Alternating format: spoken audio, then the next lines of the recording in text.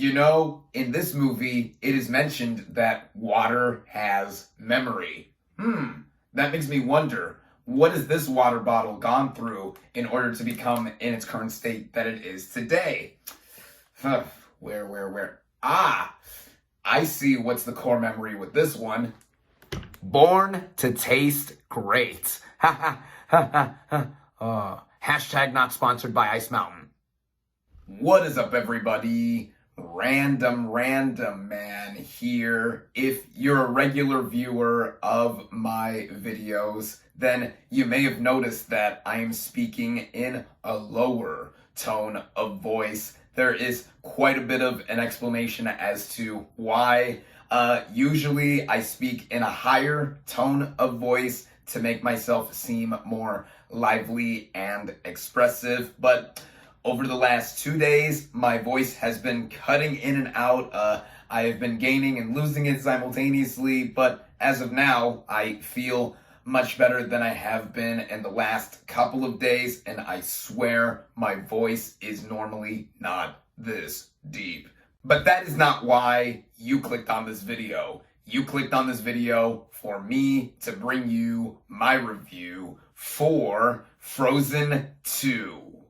Set some years after the events of the first film, the plot of this computer-animated musical fantasy adventure film basically follows Elsa, voiced by Idina Menzel, as she hears a strange sound coming from the north, together with her sister Anna, voiced by Kristen Bell, Kristoff, voiced by Jonathan Groff, Olaf, voiced by Josh Gad, and Sven. They must embark on a new journey beyond their homeland of Arendelle to discover the origins of Elsa's magical powers and save their homeland.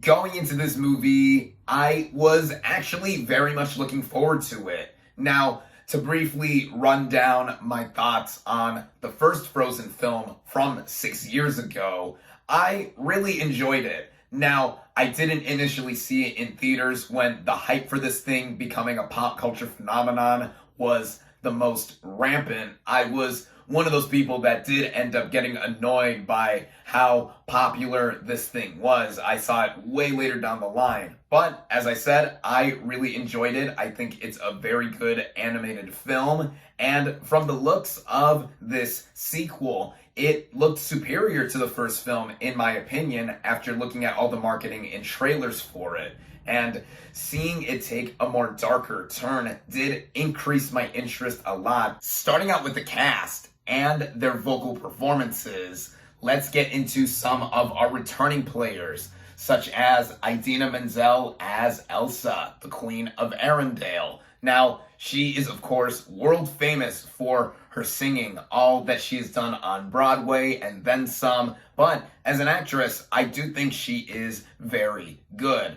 And, of course, lending her vocal talent to Elsa with her singing as well, it's a match made in heaven for Menzel. The same pretty much applies here with the rest of the voice cast as well, like Kristen Bell as Anna, the Princess of Arendelle and Elsa's younger sister. I liked her a lot here again in the role. This is probably among my favorite roles that Bell has ever done. Jonathan Groff also returns as Kristoff, and I loved his character and Sven, his trusty reindeer from the first movie, and I liked him a lot again in this film. Sven, by the way, is my favorite Frozen character. A character I know a lot of people, specifically kids, loved from the first film, also returns in Olaf, voiced by Josh Gad. Now, this snowman has a tendency to become the quote-unquote annoying character of these films, and personally, I find him to be quite charming, with him being a bit naive, but also very curious about the world as he has come to life through Elsa's magical abilities. He certainly got the most laughs out of me and the rest of my audience. And then there are some new players here, such as Sterling K. Brown as Lieutenant Destin Matthias, who is a pretty important character once he's introduced. There's also Martha Plimpton, Jason Ritter, and Rachel Matthews. There's also Kieran Hines, I forgot to mention him, who returns as Grandpappy, the leader of the Trolls. Everyone here, I think, does a pretty stellar job, whether they are new or returning from the first film. The writing of this film, in it naturally taking a more serious and darker route that I expected from the trailers, also brought in a level of depth that I didn't initially expect this movie to have, and it's specifically on the character of Elsa. This movie is mainly a tale of self-discovery for her, and that's when a lot of the more prominent moments of the movie do shine.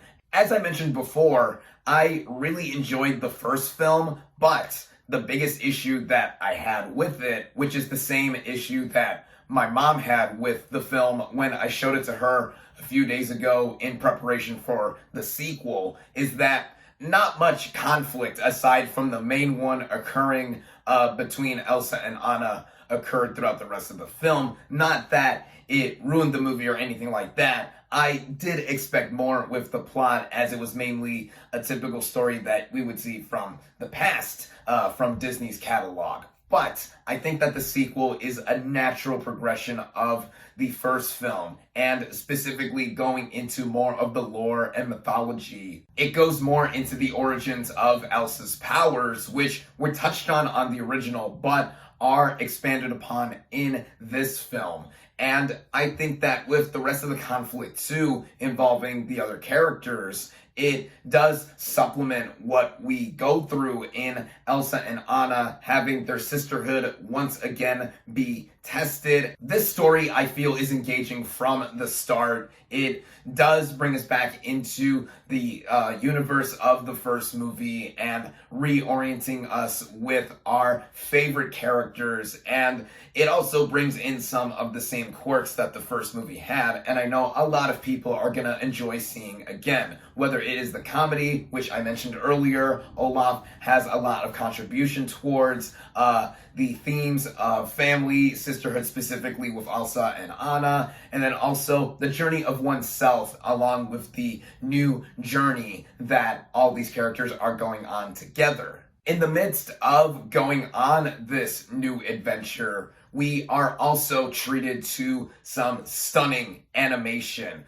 Also, in a natural progression from the first film, the animation is a step up from that original movie from 6 years ago. And 6 years does make a difference, as there is a lot more gorgeous imagery here in both the creativity of what is done with the designs all around, and also just the quality of the animation too. It is so eye-catching and noticeably more dark. Yes, it is a more serious story too, but also in the way it looks as well, it was noticeably more dark than the first film. Maybe it also had something to do with the specific theater I was at and the projection quality, but I do notice that there was a lack of color in a lot of certain set pieces and moments, but this movie is not void of color at all. It is still a very beautiful looking animated film.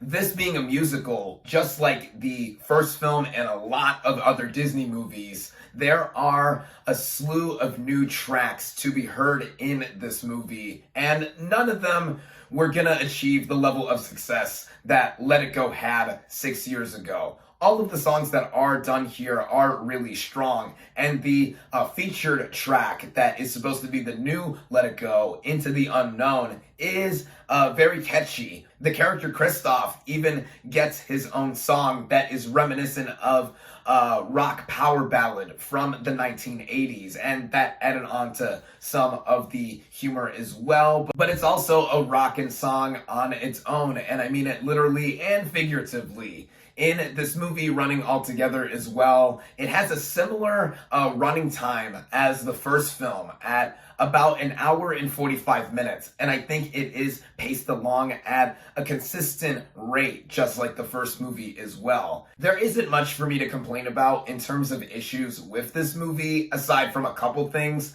Like one, in the way the plot does run along, I do think it is strong, but I will say that without intending too many puns, the movie does take place a lot in the woods outside of Arendelle, and sometimes it does get lost in the woods when it deviates away from Elsa's personal story, and we do get some other stuff here and there that wasn't necessarily needed to be put in the film, like with Kristoff constantly trying to propose to Anna. It was funny, but it made me think about why Kristoff hadn't proposed to and or married Anna in between the events of the first and second film. But if we didn't have that running gag in the movie, we wouldn't have gotten that Rockin' Kristoff song. So I'll let that part slide. One detail that I do want to mention as well has to do with a specific point of contention some are having with the simple yet complex nature of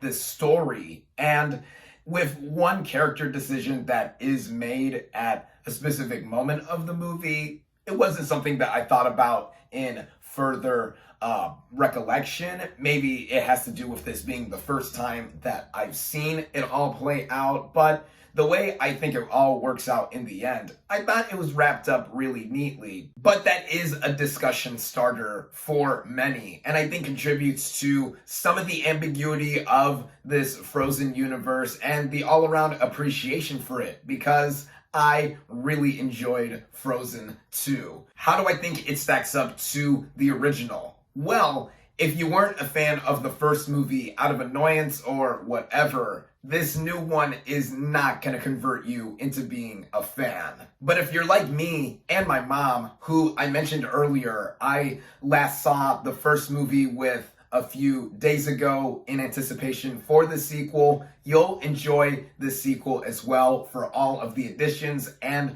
just more of what you would expect from the animation and even the music to get you singing or humming along once you have left the theater. I definitely recommend Frozen 2. My final verdict for Frozen 2 is 4 out of 5 stars. Thank you all, as always, for watching. Be sure to like this video, comment on what you thought of Frozen 2, social media links in the description, subscribe to my channel for more, and I'll catch you on the next movie review.